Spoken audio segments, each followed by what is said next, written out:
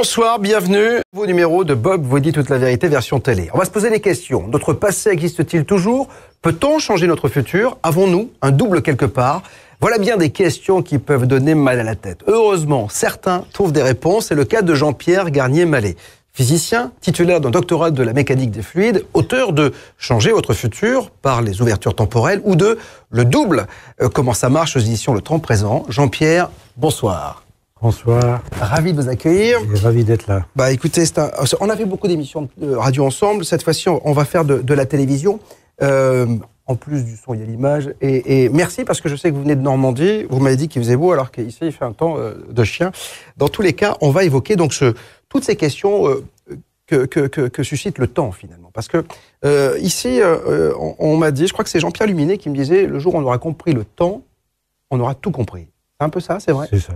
Ouais. C'est exactement ça. Mais j'ai un mal fou à faire comprendre à la science dominante. Il y a des retards. J'ai découvert ça en 88 quand même. Je croyais qu'en 90, ça y est, tout le monde aurait sauté à pieds joints dedans. C'était l'idée de réunir l'infiniment grand à l'infiniment petit. Vous savez qu'en mécanique, vous avez la mécanique de l'infiniment grand, avec tout ce qu'on sait, c'est assez pointu, et la mécanique de l'infiniment petit, qu'on appelle mécanique du quanta, de la mécanique quantique, et il n'y a pas de lien. Curieusement, pour définir la mécanique quantique, on a des probabilités, des fonctions d'onde, comme si il y avait un ordre sous-jacent par statistique, alors que dans l'infiniment grand, c'est totalement différent. Comment réunir cela? Eh bien, c'est tout simple, c'est un mouvement de dédoublement et qui fonctionne à des temps différents avec des observateurs qui perçoivent le temps de façon différente. Voilà l'idée maîtresse. Ensuite, évidemment, il a fallu mettre ce mouvement en équation, expliquer tout ça, comment ça fonctionnait. Donc ça m'a pris à peu près 2 ans, 88 à 90. Et ensuite, j'ai essayé de faire publier ça par des revues à référer, évidemment. C'est parti en 95. Et sincèrement, je pensais qu'en 96-97, ça allait être une révolution. Bien sûr. Ben, pas du tout, parce que les gens sont frileux, très frileux, surtout quand on touche à l'essentiel qui concerne l'homme dans l'univers. Parce que voilà une idée très forte de la théorie du dédoublement, c'est que vous êtes à la fois dans 2 temps en même temps. Mais vous ne percevez pas cet écoulement du temps de la même façon. Mais c'est ça qui est complexe. Voilà, la difficulté est là. Mais pour qu'il y ait une liberté apparente de notre vie au quotidien, il faut que ce dédoublement n'apparaisse pas. Donc il faut qu'il y ait dans notre temps des temps imperceptibles et que ces temps imperceptibles, je puisse y pénétrer en changeant ma perception du temps. C'est là où on rejoint le principe d'Heisenberg, un principe physique très connu, où dans un temps nul, je peux avoir une énergie infinie. Enfin, je simplifie un peu. Mais ce principe d'Heisenberg, bon, on l'applique dans les particules, mais pourquoi nous, qui sommes un assemblage de particules, nous n'aurions pas la capacité de changer de perception du temps, en fait, pour pouvoir étudier dans les détails, en faire l'analyse d'une situation nouvelle, pour en tirer la synthèse et revenir dans notre temps en ayant tout simplement une intuition. Voilà l'idée maîtresse. Alors, retrouver dans l'infiniment grand exactement les mêmes lois que dans l'infiniment petit, grâce à un mouvement de dédoublement qu'on retrouve aussi bien dans notre ADN que dans le mouvement du système solaire, que dans les mouvements galactiques, que dans le mouvement de l'univers. Enfin, on retrouve le dédoublement de l'univers. Et maintenant, ça y est, on commence à parler du dédoublement de l'univers. Tout ça fait que 20 ans, 25 ans après, il n'y a que quelques scientifiques. Là, je vais d'ailleurs aller à un congrès pour toucher des scientifiques de haut niveau qui s'intéressent à ces histoires-là. Pourquoi? Ben, regardez une chose très simple. L'eau a une structure tétraédrique. Et si vous utilisez les tétraèdres dans des icosaèdres, ça loge. Ensuite, vous utilisez des icosaèdres dans du dodécaèdre, ça loge encore, c'est parfait. Donc ça veut dire que l'information de l'eau peut se retrouver dans une information dodécaédrique. Or, la diffusion de l'information fossile de l'univers est dodécaédrique. Justement, Jean-Pierre Luminet, dont vous me parliez tout à l'heure, a mis ça en évidence avec des astrophysiciens américains. Qu'est-ce que ça signifie? Ça signifie que nous recevons une information dont la topologie est dodécaédrique.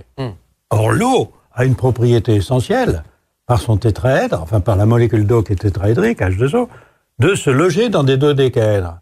Ça veut dire que là où nous vivons actuellement un cycle de dédoublement du temps qui se termine, des expériences solaires m'ont permis de justifier cette fin, l'eau de notre corps reçoit des informations par ce système tout simple, qui est un système topologique simple. Le premier à avoir parlé de ça était Poincaré. La relativité du temps d'Einstein se retrouve dans le dédoublement. On retrouve le lien entre la mécanique de l'infiniment petit et la mécanique de l'infiniment grand. Tout ça pour quoi faire? Pour vivre, évidemment. On peut parler scientifiquement, on peut aligner les équations, aligner tout ce qu'on veut. Ce qui compte, c'est à quoi ça sert? Oui, le sens de la vie, en fait. Ça change la vie. Ouais. Alors, la difficulté, c'est que comme ça change la vie, comme ça change le quotidien, comme ça change la notion de perception du temps, il y a des scientifiques qui sont très frileux, là. Parce que ça met en l'air pas mal de communication scientifique. Alors, pour que les téléspectateurs puissent bien comprendre, j'ai un double, vous avez un double quelque part? Oui. D'accord. C'est moi dans un autre temps. D'accord. Est-ce que l'autre a conscience d'avoir un double aussi, comme nous l'avons là aujourd'hui? C'est-à-dire qu'en fait, nous vivons, on pourrait dire ça un peu, de façon un peu plus poétique, nous vivons dans les rêves de notre double, qui n'a pas le temps de percevoir notre vie. D'accord. Mais par contre, par des échanges d'informations, parce que nous avons la possibilité d'échanger des informations. C'est là l'intérêt du dédoublement. Nous pouvons avoir des solutions à nos problèmes dans un temps très court. Et le mouvement de dédoublement permet aussi l'anticipation. C'est surtout ça qui est très intéressant. C'est-à-dire qu'on a mis en évidence le fait que nous recevions des informations 0,5 secondes en moyenne avant d'en avoir conscience. Ouais.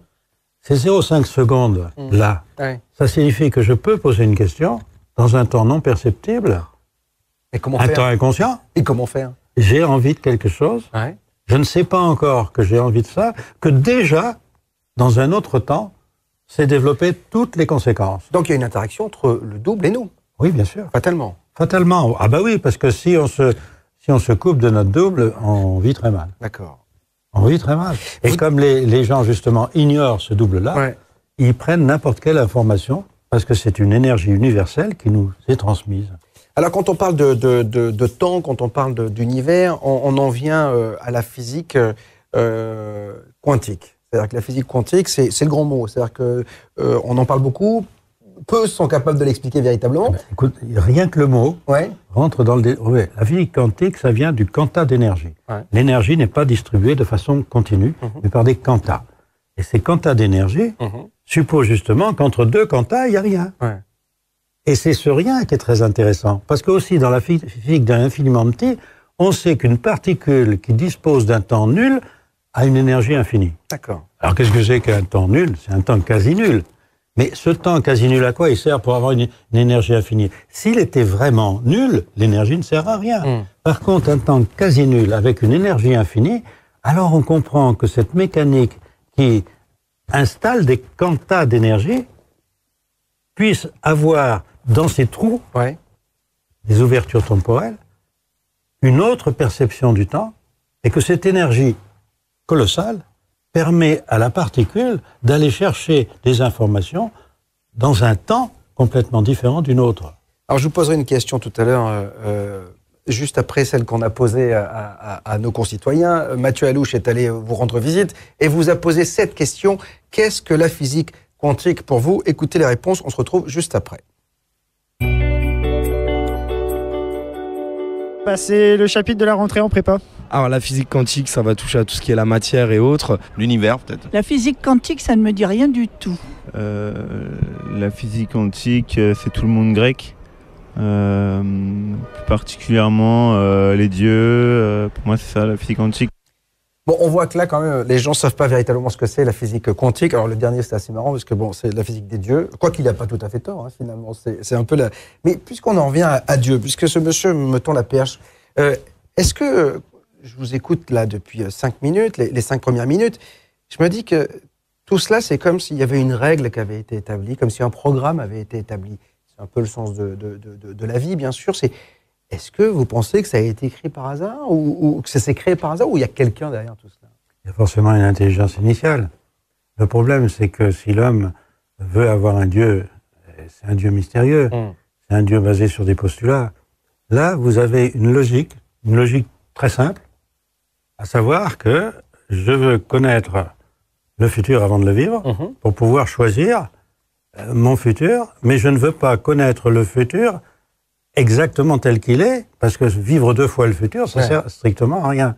Le problème est d'avoir un dédoublement à plusieurs niveaux, qui fait que le premier dédoublement que j'ai me permet d'analyser une situation dans un temps que je ne connais pas, et cette réalité qui analyse le futur va à son tour se poser des questions en fonction justement de la donnée que je lui donne. Elle a le temps de se répondre, de se poser d'autres questions, et ainsi de suite. Donc une cause fait un effet, cet effet devient une cause, qui devient un effet, qui devient une autre cause, et finalement j'ai la 1000e cause en moi en 0,5 secondes. Je n'ai pas du tout fait l'analyse. Donc pour moi, ce dernier effet est pour moi une intuition, une anticipation, une prémonition. Vous dites que l'intuition, justement, c'est mémoriser un futur pour l'éviter ou le vivre. Oui, mais bien sûr. C'est-à-dire que si je vois un futur avant de le vivre, c'est surtout pour l'éviter. Parce que c'est... Sauf s'il est bon. Sauf s'il est bon. Alors, le problème est justement de savoir fabriquer des bons futurs. Mais est-ce qu'on peut le fabriquer, notre futur? Bien sûr, chaque particule, chaque être fabrique son futur avant de le vivre. Seulement dans un temps qu'il ne perçoit pas. C'est-à-dire qu'il n'en a que la synthèse de tout ça. Il n'en a pas conscience totalement, c'est ça? Ah non, du tout. D'accord. Du tout, parce que c'est la nouveauté, si vous voulez, du dédoublement du temps, c'est que nous vivons dans 3 temps à la fois. Il faut avoir sa propre anticipation, et nous vivons l'anticipation d'un autre nous-mêmes. Ce qui fait que par échange d'informations, qui se passe dans le sommeil paradoxal, où nous utilisons cette partie du sommeil, justement, qu'on ne comprend pas au niveau médical, qui est très très important. Mais ce qu'il faut voir, c'est que là derrière, il y a surtout un lien physique entre l'infiniment grand et l'infiniment petit. Si vous voulez imaginer un mouvement qui est une courbe, et vous prenez un point de la courbe, ce petit point de la courbe, vous le grossissez, vous le dilatez, et qu'est-ce que vous trouvez? La courbe. Mais dans un temps, pour celui qui voit la grande courbe, qui n'existe pas du tout. Ça veut dire que chaque point de la courbe peut faire ce que la grande courbe fait. Alors vous voyez que l'univers, qui est absolument gigantesque, et la particule qui est infiniment petite, se retrouvent dans un même mouvement, mais un mouvement où le temps est une variable. C'est-à-dire que la particule a un temps très rapide d'observation. Il faut que je ralentisse mon temps d'observation pour observer le même mouvement dans l'univers. Imaginez que je ralentisse mon temps d'observation. L'univers devient un brouillard. Le mouvement très lent des galaxies ou des étoiles devient des mouvements très rapides. Si 1 seconde, c'est 25 000 ans. Regardez le temps du Big Bang, qu'on commence d'ailleurs à ne plus appeler le Big Bang, parce qu'on sait qu'il y a des problèmes là. 10 puissance moins 43 secondes, moins 43 secondes, pardon, peut représenter des millénaires. C'est compliqué. Non, mais ça veut dire que si j'observe, imaginez que j'observe 1000 ans en 1 seconde. Là, on retrouve la Bible au passage. Que 1000 ans sont à tes yeux comme un jour, qui est aussi dans le Coran. C'est des phrases scientifiques, c'est des phrases religieuses. Qu'est-ce que c'est? Comment les anciens savaient ça? C'est ça. Le problème, c'est que j'ai pu retrouver, par le mouvement de dédoublement, des points de passage obligés des particules. Si on fait la visualisation en 3D de ces points de passage obligés, j'en trouve 27. Et ces 27 représentent exactement les lettres grecques. Ça m'a permis de retrouver les lettres manquantes de l'alphabet actuel, qui a 24 lettres. Grâce à particules, j'ai retrouvé 3 lettres supplémentaires. Et en cherchant dans le grec ancien, ces 3 lettres étaient l'épisémon, le kopa et le sampi. Je me suis dit, mais alors, ils connaissaient le mouvement de dédoublement. C'est bien longtemps avant Jésus-Christ. Ouais. Et Pythagore, le théorème de Pythagore se démontre en 3 minutes, sans trigonométrie, avec le dédoublement du temps. Vous vous rendez compte? Ouais. Alors, moi, en retrouvant ça en 1988, ça me tombe un peu du ciel, cette intuition. Ouais. Mais finalement, je me dis, cette intuition, puisque tu l'as définie comme étant un temps qui pour toi est nul, mais que tu as le temps, dans un autre temps, de faire des tas de choses. Si j'arrive à me rappeler de ce que je peux faire dans un autre temps, alors on explique les intuitions, on explique les prémonitions, on explique les dangers. Et voir le danger avant de le vivre, c'est le changer. Votre double, notre double, mon double, il vit des choses avant ou après moi? Là, le phénomène, il y a un phénomène cyclique. En ce moment, notre double vit dans un temps qui pour nous est ralenti. D'accord. C'est-à-dire, nous avons le temps de faire des tas de choses que lui n'a pas le temps de faire. Il n'est que la synthèse.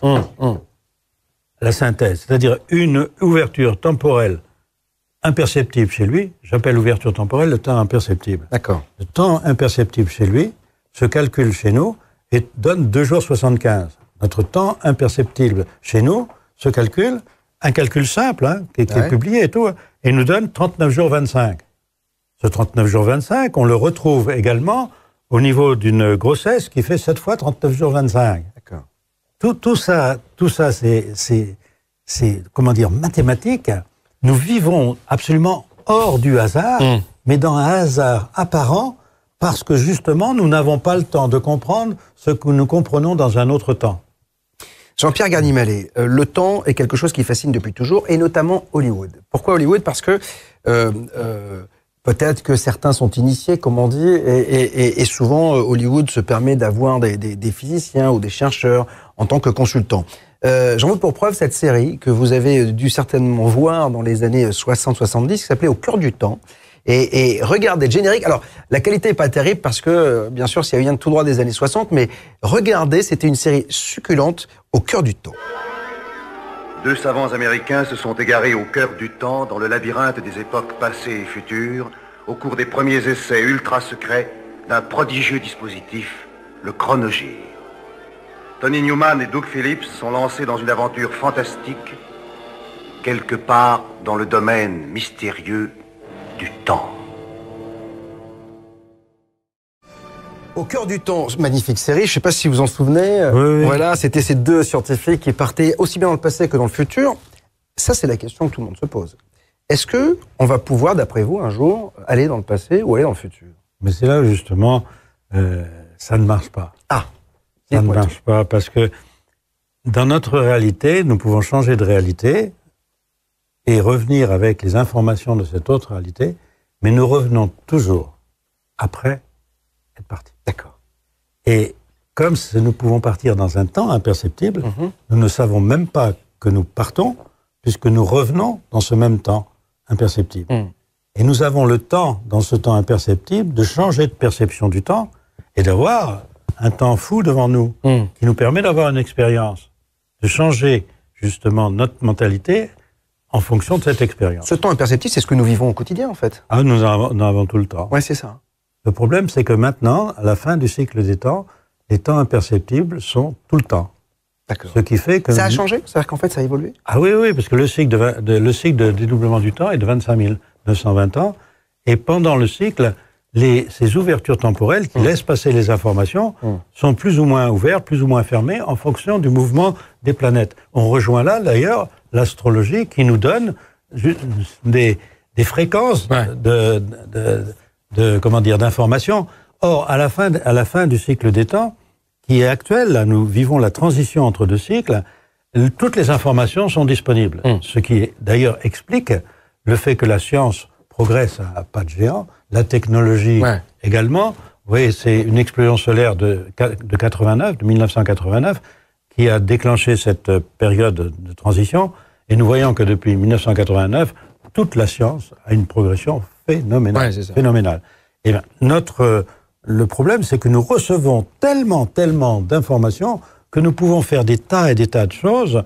Nous partons dans toutes les directions, mais nous avons oublié une chose essentielle que justement connaissaient nos lointains ancêtres, c'est que nous vivons dans 2 temps différents et qu'il faut savoir utiliser ces 2 temps pour vivre, parce que sinon on ne sait pas pourquoi on vit. Jean-Pierre Garnier-Mallet, quand on va mourir, qu'est-ce qui va se passer avec ces informations-là? Est-ce que finalement, l'un va rejoindre l'autre temps, ou les deux, le double, meurt aussi, etc.? Non, le double, c'est heureusement pour nous, c'est notre partie éternelle. D'accord. Ce qui fait que là, nous sommes dédoublés, mais dans un corps mortel, et nous sommes en train d'essayer de résoudre justement ce problème de mortalité. Car le but du dédoublement est justement d'ignorer la mortalité. Nous sommes dans... Là, ça nécessiterait énormément... Réinvitez-moi pour ça, parce qu'il faudrait beaucoup plus de temps pour ça. Mais nous vivons, si vous voulez, dans un temps qui ne permet pas d'avoir les solutions à nos problèmes. Parce que il faut bien comprendre que quand vous pensez quelque chose, dans un temps imperceptible, toute la conséquence de cette pensée est faite dans un autre temps. Comme personne ne surveille ses pensées, car personne ne surveille ses pensées, on peut dire que on fabrique un potentiel seulement, dramatique. Et de temps en temps, on récupère ce potentiel. Et ce qui fait que sur Terre, nous avons du chaos pas croyable. Si nous arrivons à comprendre comment marche le mécanisme du dédoublement, nous pouvons toujours prévoir le danger avant de le vivre. Et de ce fait, l'annihiler. Bien sûr. Parce que... ça veut dire que ça change tout, ça. Mais voir le futur avant de le vivre, c'est pas du tout pour le vivre. Regardez. C'est pour l'éviter. À l'heure actuelle, les voyants, qu'est-ce qu'ils font? Ils vous disent, il va arriver ci, il va arriver ça. Évitez-le. Ils le fabriquent. Non, mais simplement, le fait de le dire le fabrique. Ensuite, les gens vont le vivre et dire, la voyance était merveilleuse. Tandis que si on voit un danger et qu'on sait que c'est un danger, on peut changer sa pensée pour justement modifier ce danger de façon qu'on ne puisse plus vivre cela. C'est ça qu'il faut faire connaître. Alors évidemment, ça touche à des problèmes qui, d'apparence, ne sont pas d'apparence scientifique. C'est totalement scientifique, ce dédoublement. Oui, mais c'est pour ça que la science ne veut pas y aller dessus. Oui, mais regardez, parce qu'il y a un côté philosophique, un côté religieux, il y a un côté... On voit ça sur les particules. On voit que les alors l'intrication des particules... L'intrication des particules ça, c'est un truc de dingue aussi. Il n'y a plus personne... En 88, quand j'ai commencé, là, l'intrication n'existe pas. Les vitesses superlumineuses n'étaient même pas envisagées. D'accord. Et Alain Aspect, en 82, avait découvert qu'il y avait des vitesses d'information superlumineuses. Il vient d'avoir le prix Nobel, il y a simplement... non, c'est même pas le prix Nobel, d'ailleurs, c'est une récompense. Il y a 4 ans, je crois, parce que vous avez 2 autres scientifiques, Nicolas Giza et Suarez, qui ont montré qu'il y avait des vitesses d'information supérieures à la vitesse de la lumière. D'où superlumineuse. Et qui permet justement cet échange. La théorie du dédoublement, d'ailleurs, calcule ces vitesses, qui ne sont pas des vitesses infinies, puisque la plus grande vitesse est de 857 milliards de kilomètres par seconde. Ah, ça fait beaucoup quand même. Ça fait quand même 30 millions de fois la vitesse de la lumière. Ce qui permet justement d'envoyer une information à une vitesse telle qu'elle vous revient avant même que vous sachiez qu'elle est partie. Et c'est là, justement, dans des films de science-fiction comme... Interstellar, là. On en passera la bande-annonce tout à l'heure. Le problème est que vous voyez quelqu'un partir, il revient avant d'être parti. Et parce qu'il ne veut plus partir. Bien sûr. Et il essaye de prévenir les gens pour ne plus partir. Mais en fait, il revient avant d'être parti. Ça, ce n'est pas possible scientifiquement. D'accord. Alors, vous parlez d'Interstellar, on va regarder la bande-annonce parce que moi, c'est un film qui m'a beaucoup plu. Vous me direz ce qui cloche finalement dans ce film Interstellar. Le monde est un trésor. Mais ça fait quelque temps qu'il nous pousse vers la sortie. La génération de votre fille sera la dernière à survivre sur Terre. Vous êtes le meilleur pilote qu'on ait jamais eu. Allez là-haut, sauvez le monde.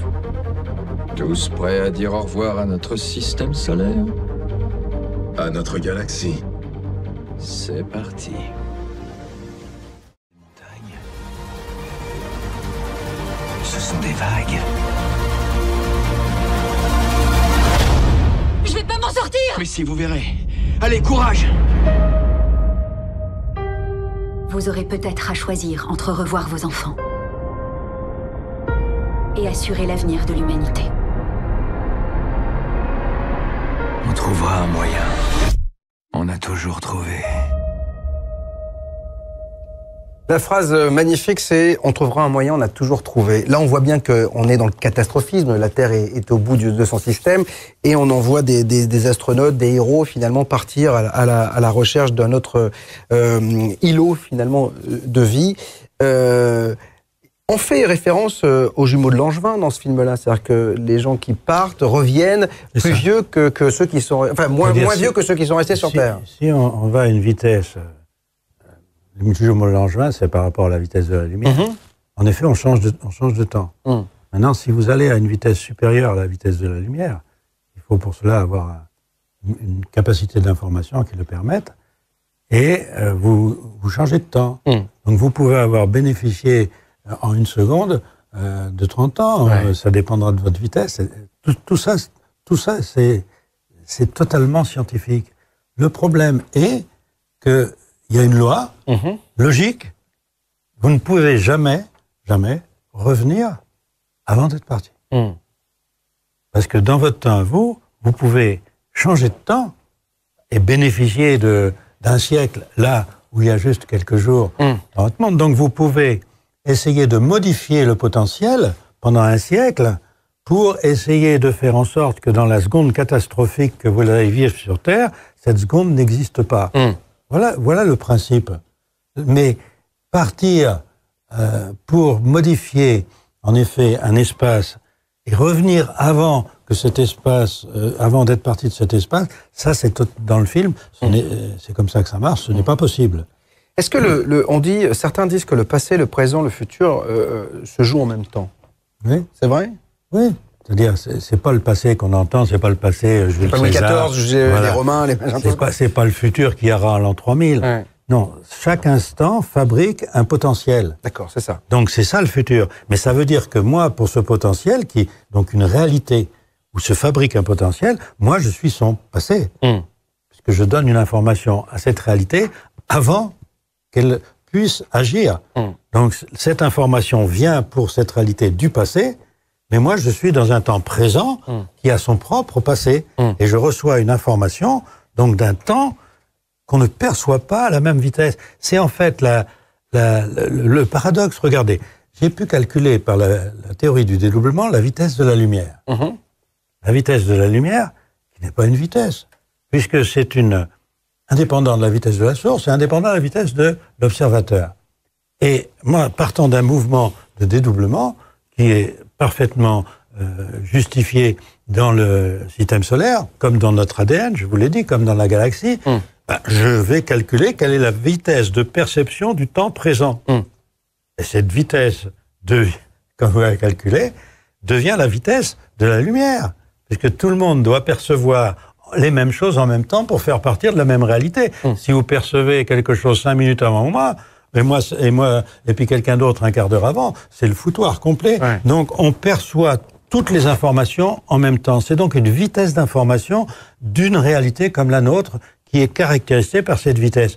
Alors j'avais quelqu'un qui essayait de plagier tout en me démolissant, disant il a calculé la vitesse de la lumière avec le diamètre de la Terre. Alors si la Terre change de diamètre, la vitesse de la lumière change. Vous voyez qu'il y a des scientifiques un peu bas d'étage, parce que si la vitesse est constante, et c'est une constante absolue d'information, si le diamètre de la Terre change, eh bien il faut que l'orbite change, que le diamètre du Soleil change, parce qu'en fait c'est dans le système planétaire total qu'il faut garder cette constante. Alors cette constante est sensationnelle. Dans les équations, c'est une vitesse. Elle a l'odeur, elle a le goût d'une vitesse. Mais ce n'est pas une vitesse, puisque si j'essaye de rattraper la lumière à la vitesse de la lumière, elle va toujours à la vitesse de la lumière. Oui, alors, qu'est-ce que c'est Vous voyez bien que c'est une vitesse de perception du temps. Et c'est là où le dédoublement apporte quelque chose de scientifiquement astronomique, j'allais dire. C'est que définir la vitesse de la lumière sont loin des paradoxes que ça entraîne, parce que ça supprime les paradoxes, de savoir que c'est une vitesse de perception du temps présent. Donc, à la fois, dans les équations, vous pouvez avoir la dimension de la vitesse, ça rentre en jeu, parce qu'il y a quelque chose qui est caché dans le temps, c'est les temps imperceptibles. Notre sensation du temps est une sensation de temps discret, d'une succession de temps stroboscopique, on D'accord. peut appeler ça comme on veut. Donc, en fait, nous, on comprend bien que nous ne percevons quelque chose de continu, mais ce n'est pas continu. Et regardez la mécanique de l'infiniment petit, qui est justement dans un autre temps, vous avez des quantités d'énergie qu'on appelle des quantas. C'est pour ça qu'on a dit la mécanique quantique, et ce n'est pas du tout le quantique dans les églises, hein, bien sûr, comme disait l'autre. Est-ce que notre double est relié à quelque chose? À nous. Oui, mais au-delà de nous. Mais bien sûr. Vous ne pouvez pas agir dans une réalité sans être lié à deux réalités. Le passé et le futur. Alors, il se trouve que dans notre situation, là, terrestre, nous avons un double et nous sommes seuls avec lui. Il nous manque un temps. C'est un choix que nous avons fait, qui est un choix qui fait que nous dégringolons dans la mortalité. Nous n'avons pas la source d'immortalité par notre vie sur Terre. Par contre, si je suis dans les trois temps, si je peux dire, comme disait Platon, l'éternel est celui qui était, qui est et qui sera, mais à vrai dire, il est tout le temps, à ce moment-là, là, je suis dans une période d'éternité. Nous, on a... Alors là, ça nécessiterait aussi le pourquoi du comment. Pourquoi nous sommes mortels, alors que ce dédoublement est fait pour être immortel, évidemment. Si j'ai le futur avant de le vivre, qu'est-ce que j'ai besoin de me tracasser? J'aurai toujours l'éternité devant moi. Seulement, il faut que je sois à la fois dans le passé, dans le présent et dans le futur. Et ça, ce n'est pas notre cas. Alors, pourquoi ce n'est pas notre cas? C'était connu de toutes les traditions anciennes, parce que nous avons justement utilisé le dédoublement dans une démarche qui n'est pas une démarche créatrice, mais une démarche très dangereuse. Et le danger, c'est la mortalité. Et sur Terre, vous ne pouvez pas avoir autre chose que la mortalité. On ne peut pas y échapper. C'est pour ça que les anciens disaient aussi, la naissance est une mort, et la mort est une naissance. Pour retrouver Alors là, vous voyez que comme on rentre dans des choses qui touchent à des choses, disons, de spirituelles... Oui, philosophiques, etc. Alors là, les scientifiques mettent une barre. Mais on n'a pas le droit de parler ça. Attendez, moi, si j'ai une logique, la logique reste la logique. Moi, tant que je n'ai pas de logique, je ne peux pas admettre des paradoxes. Bien sûr. Il faut qu'on me prouve qu'ils sont logiques. Dernière petite chose à vous montrer. On dit que, enfin, des physiciens disent que le temps n'existe pas. Mathieu Allouche est allé dans la rue et vous a posé cette question. Et quel est votre ressenti par rapport à cette question? Je pense que oui. Je dirais oui. Oui, le temps doit exister. Oui. Bah non, ça existe. Pourquoi le temps n'existe pas? Il existe. Et le temps n'est peut-être pas définissable comme on le dit, mais non, il y a du temps. Le temps n'existe pas. Ah oui, je pense qu'ils ont un peu tort pour dire le temps n'existe pas. Pourquoi à chaque fois tout le monde dit bon, quand j'aurai le temps? Le temps existe. Parce que pourquoi un physicien il va dire bon, on verra ça demain? Ça fait partie du temps. Moi, personnellement, je pense qu'il y a un passé, un présent, un futur, mais je pense que le temps existe sous différentes formes, sous différentes dimensions, et que le présent peut être amené à être le futur, que le futur peut être amené au passé. Plein de petites choses comme ça qui s'entremêlent. C'est pas encore vérifié, c'est pas encore prouvé, mais il y a de plus en plus de personnes qui étudient la chose. Il y a quand même des réponses qui ne sont pas totalement idiotes. Hein, donc, Non, mais... Le fait est que si on peut avoir la synthèse d'un futur pour vivre le temps présent, ça veut dire que notre passé, en fait, fait la synthèse de ce futur et nous informe dans notre temps présent de ce qui est bon de faire ou pas. Donc, cet aller-retour futur-passé fait qu'en fait, le temps présent n'existe pas. Puisque dès que je pense, je fabrique un potentiel, ce potentiel, je le mémorise, un autre que moi, qui est mon double, le mémorise, et me dit d'y aller ou de ne pas y aller. Donc c'est instantané pour lui.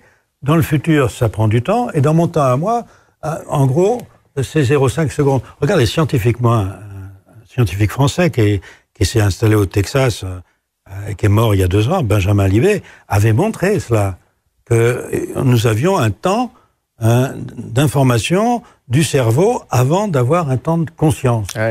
En moyenne de 0,5 secondes avant. Ça veut dire que tout ce que je fais, mon cerveau le sait. Avant moi. À qui il lui donne l'information. Voilà le problème. Si c'est moi ou un autre moi qui lui donne l'information, je suis un bon chemin.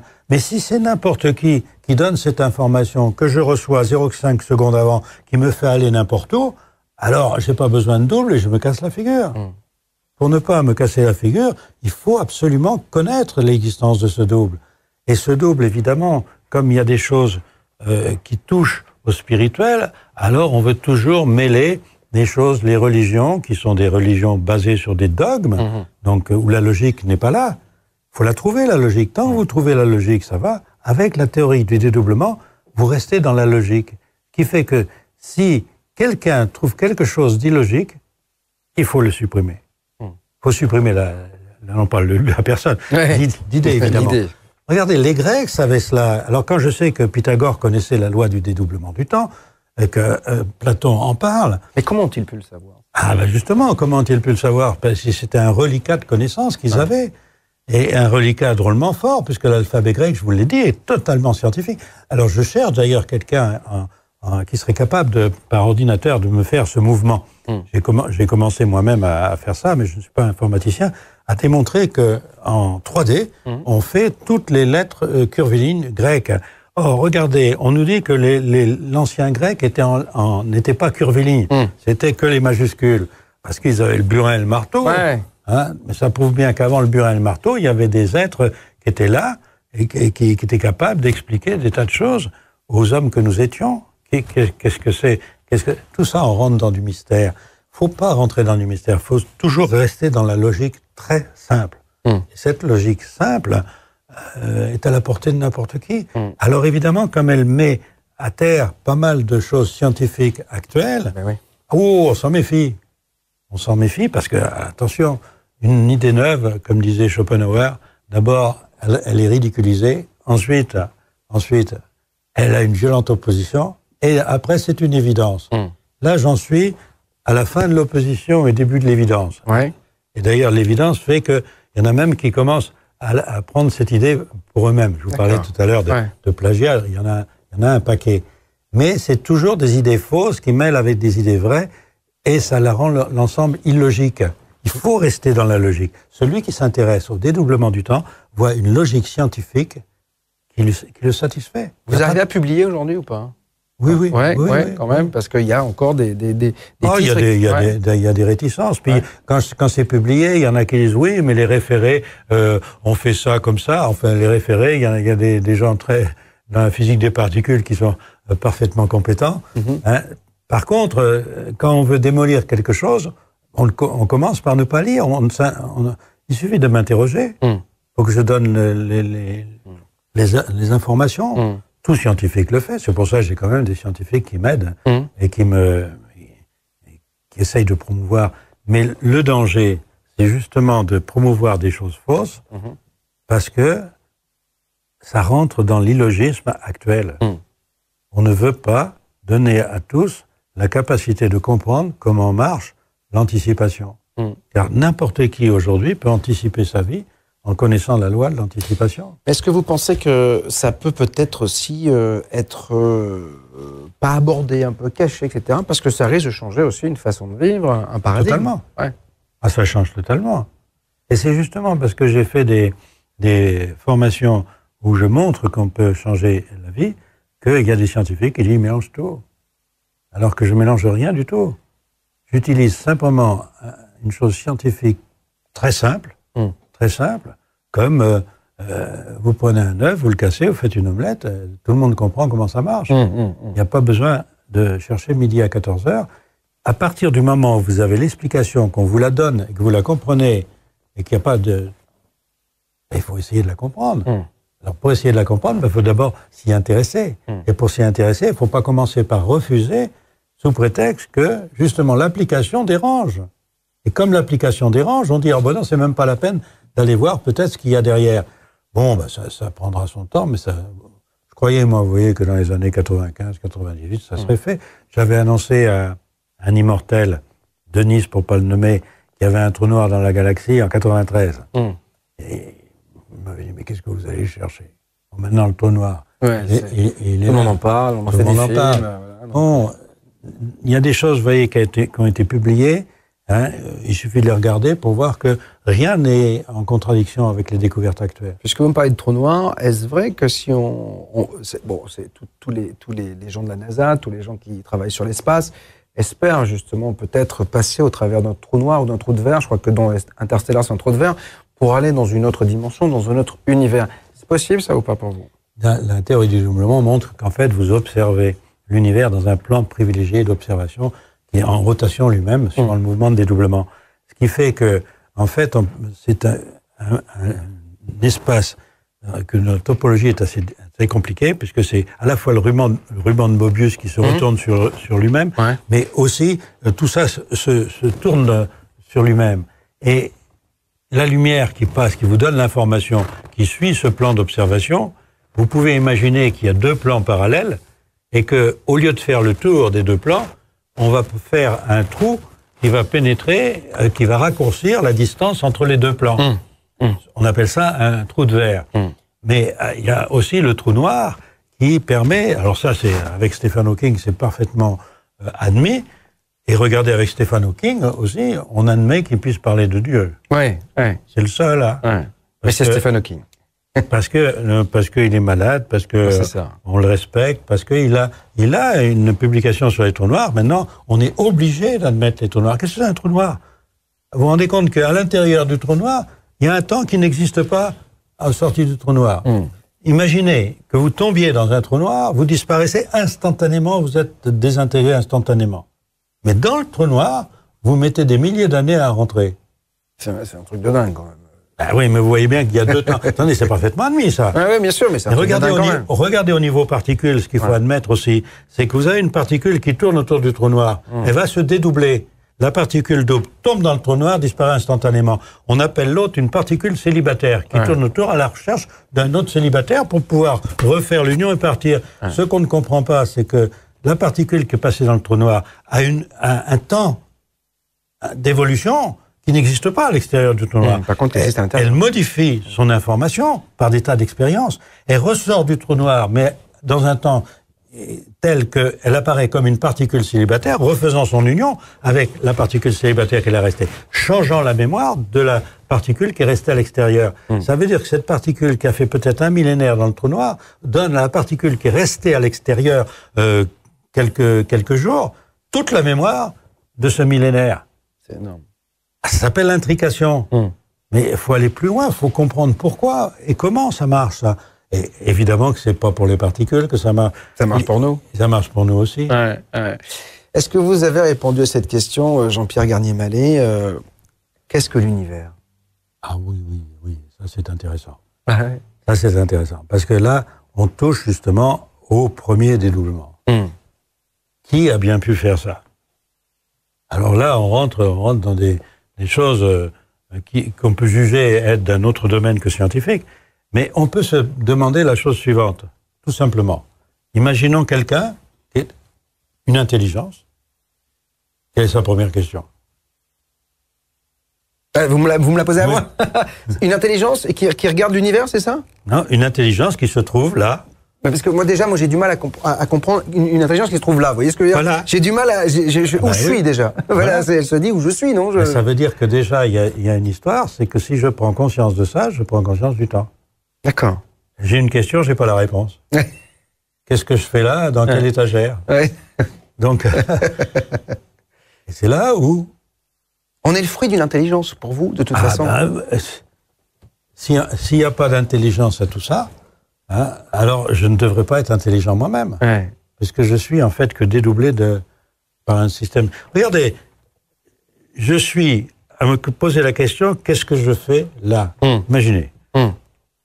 Si je me dédouble, en supprimant le temps entre ma question et ma réponse, je mets quelqu'un comme moi dans le temps que je supprime. Ça veut dire que j'ai déjà pensé à une loi qui permettrait de dédoubler le temps. Donc le dédoublement du temps. Je mets une créature dans un temps que moi je n'ai pas le temps d'apprécier, eh ben elle va chercher, qu'est-ce que je fais là? Mais dans son temps à elle a le temps de se poser des tas et des tas de questions. La même loi, elle se dédouble pour qu'un double réponde à ces questions. Et finalement, moi, qui suis créateur de tout ça, si j'ai des temps imperceptibles communs aux trois réalités, j'ai des réponses à des questions que je n'ai pas eu le temps de me poser. Hein, c'est pas beau, ça? Oui, ça c'est beau. Ouais. Donc ça veut dire que la simple fait d'être capable d'inventer le dédoublement du temps, ce qui nécessite quand même une intelligence, comment elle est, pourquoi elle est, ben c'est peut-être justement son problème. Comment elle est, pourquoi elle est. Ouais. Et en se dédoublant, elle peut avoir des réponses à des questions qu'elle n'a même pas eu le temps de se poser. Vous imaginez ça? J'imagine Donc bien, c'est l'évolution permanente. Ouais. Alors, le dédoublement du temps, la théorie nous montre que nous avons un cycle avec un début et une fin. Ça veut dire que et ce cycle est de 25 920 ans. C'est le cycle de précession des équinoxes. C'est démontré tout ça. Ça veut dire que de façon cyclique, on change toute la mémoire en fonction des dangers qu'on a pu prévoir. C'est l'histoire du trou noir, les particules qui se dédoublent, c'est la même chose. Alors, puisqu'on parle du temps, on voulait vous permettre d'avoir peut-être envie de regarder d'autres films sur le temps. Alors, je ne suis pas forcément un adepte de Jean-Claude Van Damme, Jean-Pierre Garnier-Mallet, artiste belge qui a réussi à Hollywood. Figurez-vous que quelqu'un, pour se moquer de moi, avait pris un discours que je faisais en mettant Jean-Claude Van Damme derrière. Sur votre voix, quoi. Truquant le... Ouais. Et j'ai trouvé ça très bien. Très intelligent. Et je ne me suis pas du tout opposé à ça. Ouais. Je pense que Van Damme était au courant parce que à une réunion, à une truc des Césars où j'étais invité, et il était, à l'entracte, on parlait chacun avec des personnes, nos regards se sont croisés, et je pense que... Il savait que vous saviez, et voilà. ça. Donc, Et je ne sais pas s'il est encore sur YouTube, mais j'avais trouvé ça bien. C'était très pertinent. Et en fait, le but de celui qui avait fait ce montage était de me casser. Et finalement, il vous a peut-être un peu rendu service. En tout cas, Van Damme, je le disais, a fait un film que je trouve excellent, qui s'appelle Time Cop. Bande-annonce. We're all alone, no chaperone, can't get our number. The world's in slumber, let's misbehave. There's something wild about you, child, that's so contagious. Let's be outrageous.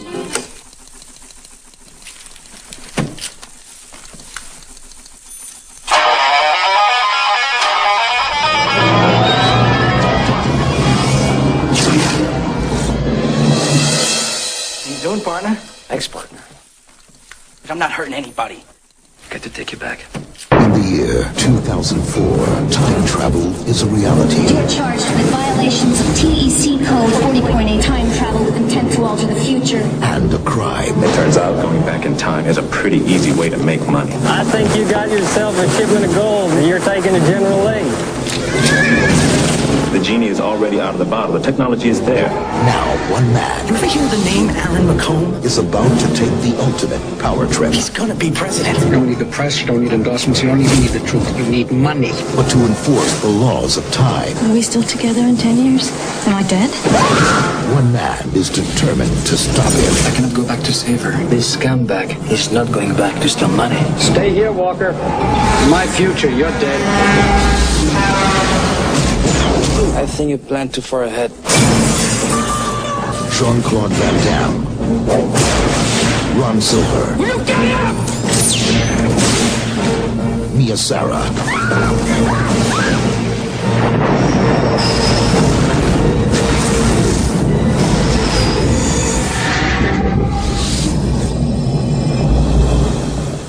Voilà, le flic du temps, en fait. Hein. Donc voilà, Time Cop avec Jean-Claude Van Damme. Un film que je vous invite vraiment à regarder. Alors, c'est un vieux film des années 80, hein. Mais c'est très très bien parce que je trouve que voilà, le scénario est plutôt bien ficelé.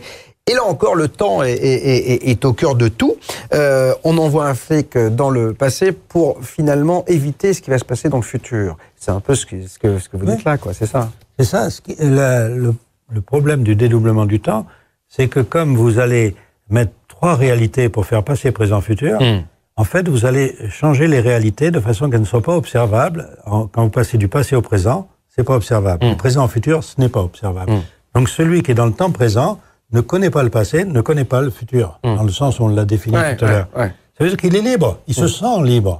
Et c'est les échanges d'informations futures et passées qui lui permettent de vivre dans le temps présent sans savoir qu'il est en train d'actualiser un potentiel qu'il a été chercher.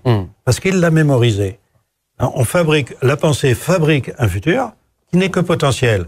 Je le mémorise. Et le moment voulu, ayant la mémoire de ce potentiel, je peux vivre de ce potentiel. Mais comment en avoir conscience, en fait, Jean-Pierre ? J'ai envie. J'ai envie, une simple envie, une prémonition, une envie, une intuition. Et ça veut dire que moi, demain, j'ai envie de quelque chose, je peux l'obtenir. Oui, ça c'est enseigné à l'heure actuelle sous la forme de la loi d'attraction. Voilà. Mais la loi d'attraction, c'est bien beau, mais si vous ne savez pas qui vous informe, vous êtes simplement une marionnette. Même, il y en a qui parlent d'une énergie d'information qui serait dans l'univers. Les annales akashiques, on appelle ça, oui. c'est-à-dire que toutes ces mémoires, toutes ces choses-là. Est-ce que c'est fait pour vous, ces informations ? Le problème est que je dois trouver les informations qui permettent ma meilleure évolution dans la réalité où je suis. Voilà, c'est tout. Et alors, il faut savoir une chose, c'est que si je fabrique un potentiel par une seule pensée, alors évidemment, scientifiquement, on vous dit, mais alors, qu'est-ce que c'est ? La pensée est énergie. Enfin, si c'était énergie, ça se saurait. Vous voyez, des choses comme ça. Si vous récupérez instantanément le potentiel que vous avez donné, vous le récupérez pour vivre, en fait, l'échange d'énergie est instantané et vous n'en voyez rien. Et vous rejoignez, là encore, le principe d'incertitude d'Heisenberg pour les particules, qui fait qu'une particule dispose d'un temps infini avec une énergie faible ou d'un temps faible avec une énergie infinie. Est-ce que la conquête spatiale, telle qu'on la vit aujourd'hui, elle a des chances de nous emmener un petit peu plus loin, ou peut-être qu'il va falloir qu'elle passe par cette compréhension du temps ? On voit que les scientifiques, les physiciens, moi je regarde beaucoup des missions scientifiques, essayent de courber l'espace, de façon de passer à travers finalement, pour que les distances soient moins longues. Il n'y a que comme ça qu'on va pouvoir aller très très loin. Il y a déjà une chose, c'est que la science qui utilise l'univers, c'est une science militaire. Bon, déjà, il y a le secret militaire qui intervient. Vous ne pouvez pas savoir exactement ce qui se fait. Ce qu'il en est, oui. Et les informations sont diffusées au compte-gouttes. Là, en ce moment, il y a d'ailleurs une navette là, qui est en train de se casser la figure. C'est russe, je crois. Ouais. Pourquoi on cherche, qu'est-ce qu'on cherche, etc. Ça, vous ne le savez que au compte-gouttes. Vous pensez qu'il y a deux conquêtes spatiales, une pour le grand public, une militaire ? Oh, bien sûr, oui. Évident. Évident. Vous prenez les captures d'écran que vous faites à partir des photos envoyées par les satellites, vous voyez des choses qui sont sur ces écrans, et puis 8 jours après, publiées par la NASA, il n'y a plus rien. Ça s'appelle des captures d'écran. Et tout le monde s'est amusé à faire ça. Maintenant, c'est un jeu d'enfant. Mais ça sert à quoi ? Tout le monde sait bien que y a des choses qu'il ne faut pas dire à tout le monde. Hein. C'est tout. Ah oui ? Mais de peur de changer la société, c'est ça bien sûr. Ou de manipuler les gens ? Bien sûr. Ouais. Bien sûr, parce que il y a des choses nouvelles que la science trouve qui sont dangereuses, que si vous mettez aux mains du public directement, on ne sait pas où on va aller. C'est ça. Vous prenez des vieilles choses comme Hiroshima, Nagasaki, personne n'était au courant de la bombe atomique. Et ça est tombé là, tout d'un coup comme une révolution. C'est exactement pareil. Par exemple, les avions furtifs. Regardez une chose, toute simple. On a interdit le survol par les avions supersoniques. Parce que ça faisait du bruit. Où ça ? Les avions supersoniques qui passent au-dessus. Ça vous fait une onde de choc, vous attendez un bang. C'est interdit. Donc aucun avion ne vole à la vitesse supersonique. Vous croyez ça ? Non.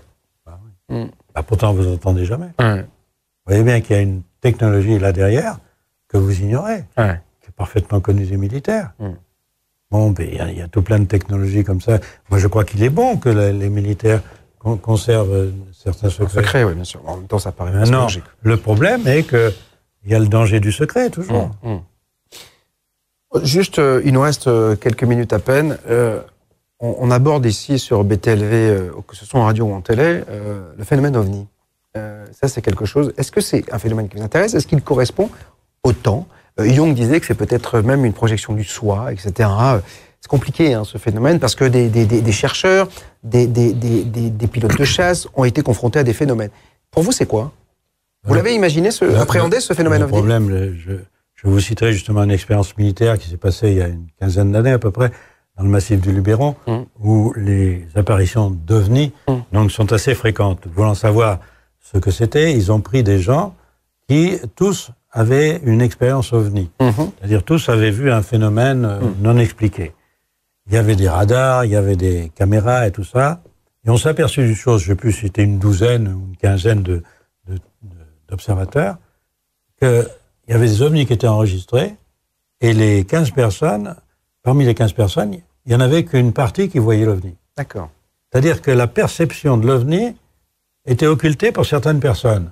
Alors l'explication paraît vraiment curieuse. Maintenant, imaginez que vous aviez une perception du temps différente.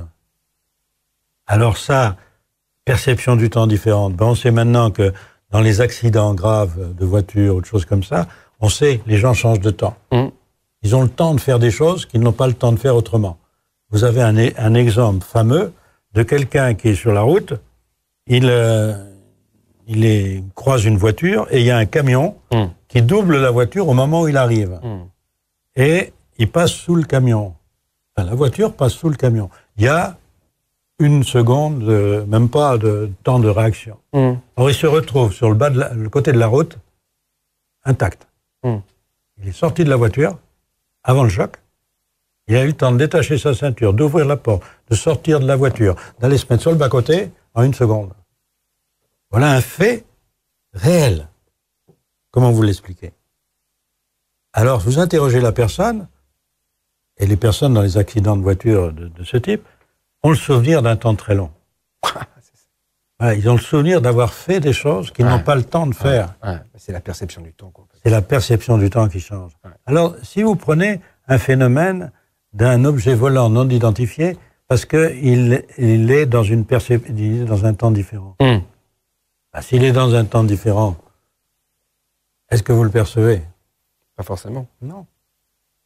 C'est là où on rentre, vous comprenez, dans des choses non expliquées, qui fait que si vous mélangez des choses scientifiques avec des choses d'OVNI ou autres, ben vous êtes catalogué comme...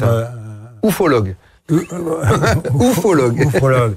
Et les gens ne veulent pas entendre parler de ça. Maintenant, croyez bien que les militaires s'en servent.